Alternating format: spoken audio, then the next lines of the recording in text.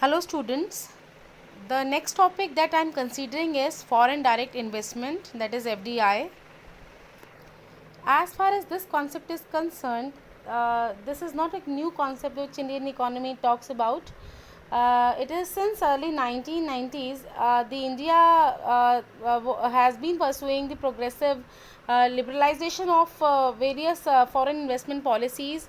It dates back to 1991 reforms wherein liberalization, privatization and globalization was emphasized. At that time it was allowed that it was emphasized that more and more foreign capital should be invested in Indian economy, and FDI was in particular advocated at that time, and it was emphasized that if foreign capital would be invested in the Indian economy, then the economic development would be can be ensured, and it can be stimulated in Indian economy. Foreign direct investment at that time was considered the major source of modernization. It was also emphasized that if the foreign economies would be investing in our economy, then there would be generation of income in the economy, and thereby the employment opportunities would be generated. So in a way, the Indian economy would be strengthening if the foreign direct investment is allowed in Indian economy. So this was the background wherein FDI was strongly advocated, and then various policy reforms came, and planners and policy makers also emphasized the utilization of FDI, and they also encouraged the FDI in Indian economy. Yes, if we talk about the meaning of FDI, then we say that the physical investments that are made by the foreign investors in domestic territory, it is known as FDI. So there is an existence of two entities. One is an economy wherein investment is being made, and an economy that is going to make investment. For this purpose, we say that in any investment that is being made in physical assets like building, machinery, tools, equipment, sophisticated machineries. So that would be defining the physical investment. RBI has defined FDI as a process wherein the resident of one country, which is known as home country, acquires ownership for the purpose of controlling the production, distribution and other activities of one firm in another country. So I was talking about two countries here. One is home country, and another one is host country. The country that is going to make investment is known as the home country, and the country wherein the investment would be made is known as the host country, whose production, distribution or any other aspect would be controlled, that is known as the host country. So supposing if USA makes any sort of investment in Indian economy, then for that purpose Indian economy is then host economy, and USA would be considered as home economy or home country. FDI basically establishes the long-term relationship between foreign investor and domestic enterprise. So the people who are investing may be any sort of any individual, they may be any public enterprise, private enterprise or any government concern. It is made through three ways. One is the equity investment, the second one is debt investment, and the third one is retained earnings. When we talk about the methods of FDI, there are basically three methods of FDI. First one is horizontal, the second one is vertical, and the third one is conglomerate. As far as horizontal direct investment is concerned, I would like to cite an example for this purpose, and then we'll be coming on to the topic. Supposingly, if there is a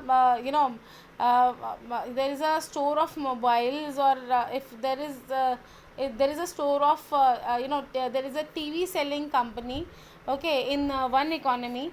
If it opens another outlet in another economy, supposingly there is a TV selling economy in USA, and if it starts selling TV only in Indian economy, then such sort of investment in the physical asset is known as the horizontal direct investment, wherein the investment is being made in the same sort of business that was originally being undertaken. So this is horizontal. Same line of business is being adopted in the home country as well as the host country. So that is horizontal direct investment. The second one is vertical direct investment. Vertical direct investment, in this sort of investment, what is done, supposingly if a mobile manufacturing company, it makes an investment in the concern that is basically producing raw material for it. Or supposingly if I say that mobile manufacturing company invests in a country wherein SIMs are manufactured, so in that case it will be an example of vertical direct investment, wherein a company is investing in a company or an economy wherein the raw materials would be supplied. So this is a sort of backward integration. We say talk about integration in monopolies and in the study of monopolies, and this is nothing but backward integration or the backward linkage, that with what we call about. So this is somewhat related, somewhat related to that only, although we cannot say that this is backward integration only, but yes, we can say that a sort of backward integration is being done, wherein the original product is at one end and its raw material is being considered at the another end. So this is vertical direct investment. In conglomerate investment, the line of treatment is exactly unrelated and it is totally distinct. Supposingly a mobile manufacturing company starts manufacturing furniture in another country, and through this it is making an investment. So this is conglomerate direct investment. Now we discuss the importance of FDI. As far as importance of FDI is concerned, first point is it provides capital. As the name suggests, foreign direct investment, as the investment is as the investment is being made. So as the investment is being made in the Indian, in any economy, so for that purpose, the money would be welcomed in another economy, and in that way, it can be either done through external borrowings, or what you can do, you see, if you want money in your economy, what you can do, you can either go and borrow from the market. The market borrowings may include getting it from your general public, or getting it from foreign economies, or getting it from IMF, IBRD, or any other concern like that. So, or what you can do, you can go for foreign direct investment as well. So when we talk about foreign direct investment, it generates capital through investment proposals that are inculcated and that are a part of it. The next thing is balance of payment constraint is removed. When we talk about removal of this constraint, whatever disequilibrium exists in case of balance of payment, and whatever shortfalls we have as far as foreign exchange reserves are concerned, those loopholes are avoided with the help of foreign direct investment, because now the economy has funds and now these situations can be rectified. The next thing is FDI brings technology, management and marketing skills. The people who are who are investing, they bring with them their own technology, their management skills, the marketing skills. They are more aware of the marketing conditions and the areas wherein the product may be sold. So the biggest advantage is that they not only bring the capital, but yes, they are also aware about the international capital markets that are available for the purpose of selling the product.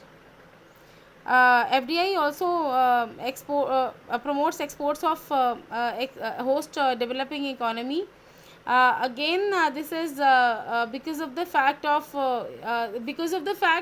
that foreign enterprises, they have their own global network of marketing, and they tend to have not full, but yes, a good knowledge of the market conditions. So this is in a way helpful in promoting exports of host country. It helps in enhancing the level of employment because they have resources at their end, and they have different project proposals to carry out. So these projects and proposals, they require people to carry them out. So in this way, in this manner, the employment opportunities which were not available earlier are made available to the people at large. If FDI is made, and if the foreign direct investment is actually, these sort of funds are actually invested in the economy. Next is it results in higher wages. The people who get employed, they get the wages, and especially this one is especially applicable for those who are doing skilled jobs. So the the more skilled people will be, the more wages they'll be getting on account of this. The next one is it generates a competitive environment in host country, the country which was moving at a very creeping rate, a very slow rate. If there is a competition if it faces competition with other economies, and it also tries to promote its growth, and because of this, there is a spirit of competition, and it also tries to inculcate a number of things which were not which it did not have earlier. So it starts putting in more efforts, and in order to become in order to survive in the economy, and in order to become become better and better. The next one relates to disadvantages of FDI. The biggest losers in case of FDI, in case FDI investment is made, are cottage and small scale industries, because they fail to combat the competition that is encouraged by foreign direct investors. So they are at losing end in case FDI is made. The second one is contribution to pollution. The FDI encourages pollution problems in the economy, because basically the production, the execution, processing, everything is done at the host country, and the all the repercussions related to, and all the implications related to pollution are borne by the host country only, which is another problem in this case. The next thing is exchange crisis. FDI leads to exchange crisis situation at many times. In case it was during the year 2000 when Southeast Asian countries they were facing currency crisis, because investments were FDIs were being made.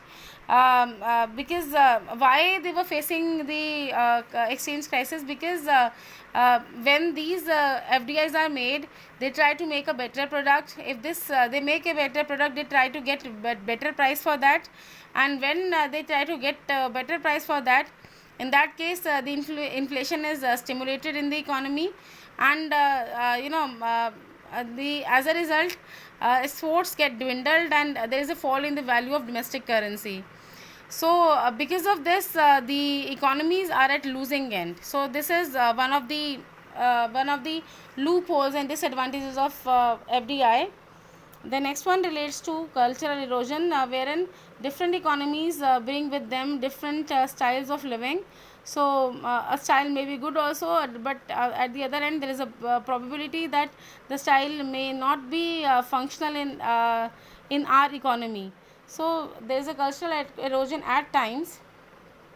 The next one is political corruption. As far as this concept is concerned, in order to make investments, in order to get their interest satisfied, these companies and the officials of these companies, they tend to corrupt the high officials, and the political leaders of various countries, and as a result the political corruption takes place, and it is one of the dark faces of Indian economy, that political corruption does exist at a very large large pace in Indian economy. The next one is inflation in the economy.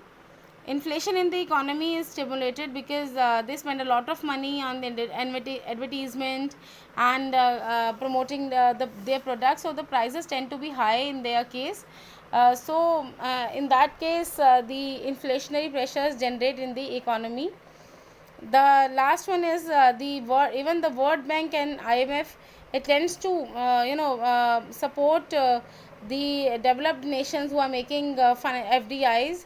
So the original concept of these entities is that they should be devoid of any sort of discrimination. But in a way, when FDI is encouraged, there's a discrimination as shown by these international agencies, and those countries which accommodate FDI, they tend to receive more assistance from these international institutions. So with this, I am winding up the topic of FDI. Thank you so much for the patient listening.